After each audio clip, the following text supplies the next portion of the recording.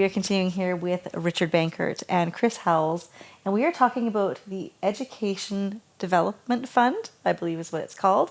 And it's an opportunity for you to get some free training for your business. So would you enlighten us on what exactly that is? Oh, absolutely.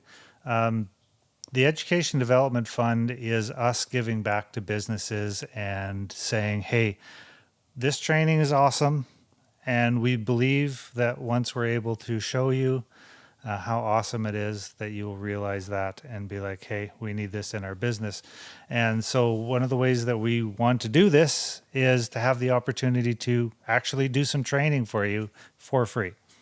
So this would be like to train your staff, for example? Yeah, something, you can train up to 5 people, and we can do it virtually. It's way better in person. Yeah. So long as you're within... Yeah, we've done both. If I'm you're assuming close, because of the interaction yeah, part if of it, you're right? close to us, then in person is awesome because it doesn't include travel. But if you are, farther away, we'll definitely do a virtual session with you. And so we spend an hour with five of you, and we go through our training. We tell you all about the hack versus attack, as well as get into a number of other sort of bits and pieces. But Kind of like exploring some vulnerabilities and ways to kind of close doors and windows, maybe, I'm guessing. yeah, there's 3 main sections to it. So one, what are we actually talking about, and what are the building blocks that you need to understand to grasp the rest of the concepts? Because there's key sort of standalone building blocks, and once we put them all together and you see them, you're like, oh, that all makes sense. But you sort of just need to understand little bits and pieces. Now, I will find that. I will say this, just from kind of being a tag along and being kind of welcomed into the whole security, the security world. Really, it's not just a lingo, but I feel like it's like there's a bit of immersion that has to happen. So say somebody takes this course and maybe some people are really keeners and they catch on really quick, and then other people, maybe they didn't grasp it.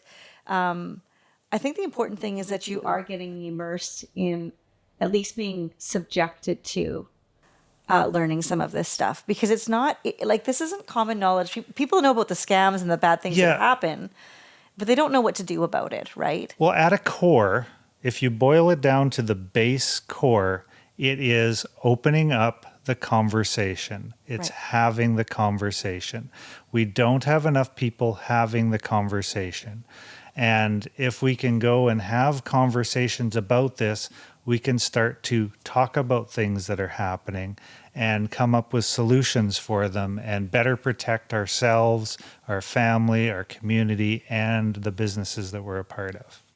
And maybe eliminate some of the fear too, right? Because there is this fear factor of being afraid this is going to happen to you or your business or your family.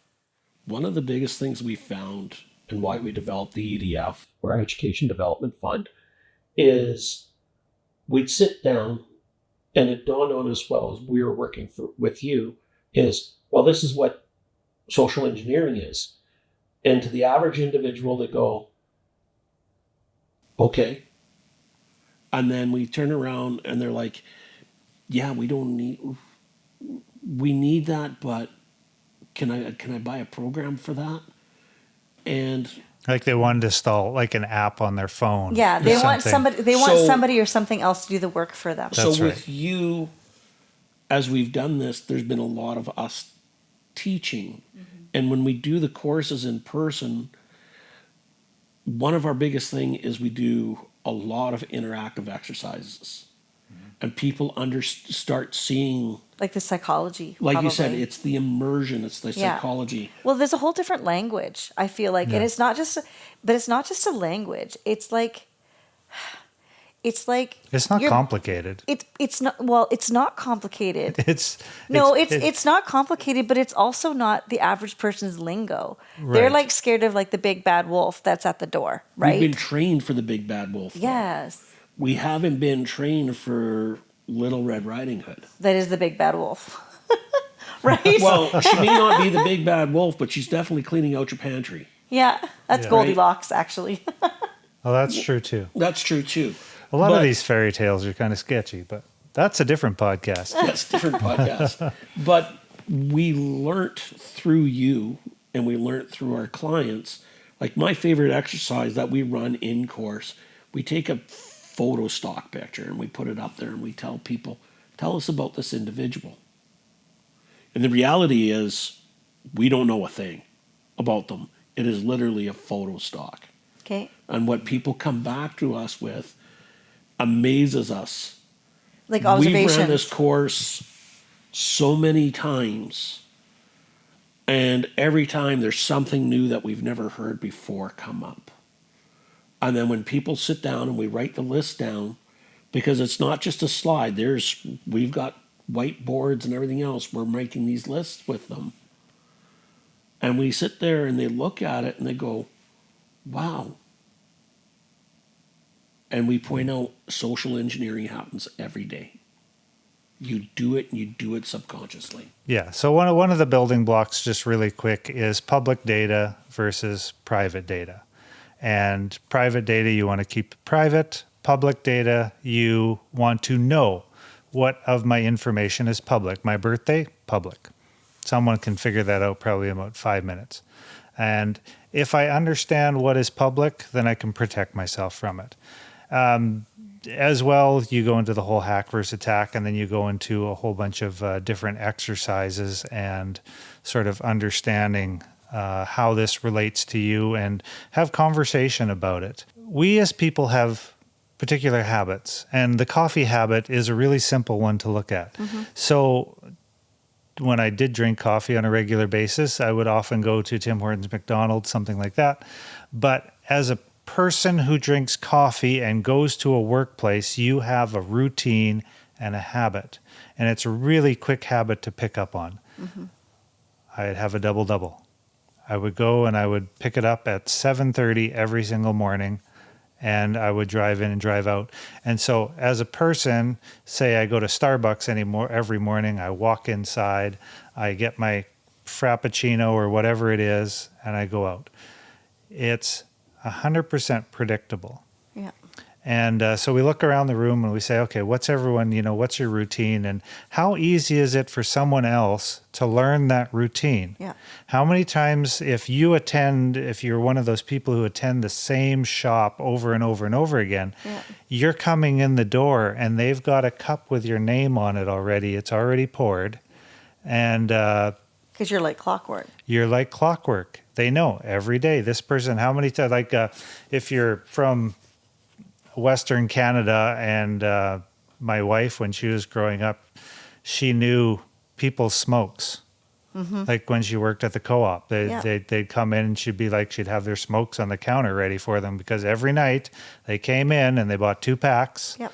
And, it's so if we take that idea of coffee, smokes, whatever, and we extrapolate that out, how much of our life is extremely predictable and routine? Because we are creatures of habit. Yeah. And it's not about that, oh, that's bad, I have to change my behavior in that. Maybe there's some tweaks that need to be done. It's more understanding that, I'm a creature of habit. I'm going to operate in this way. People are going to recognize and know this about me. How can I protect myself knowing that environment? How can I protect... Knowing that they know that this is out there, that they know... That's right. If they wanted to know, they would be able to gather that information pretty quickly. We're not telling people, like I constantly repeat this, I'm not telling people to stop living. Yeah. Hey, the fact that the barista has your coffee ready for you to go because you come in at 7:30 and everything else, well, okay, that's it. Not telling you to stop living your life, but if that's part of your habit here, then look at where it impacts down the road.